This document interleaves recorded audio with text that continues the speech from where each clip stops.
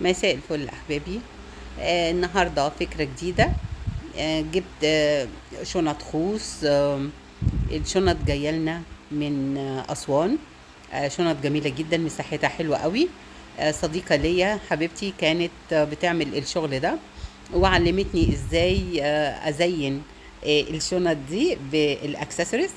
طبعا لزقنا كالعادة الصورة، وكملنا بقية الصورة بالألوان، أو البوستر كملناه بالألوان. لزقنا بمود بودج عادي جدا من تحت، لكن من فوق ورنيش. أوكي. بعد كده زينا بشوية اكسسوارز، وطلع الشكل الجميل اللي انتوا هتشوفوه ده.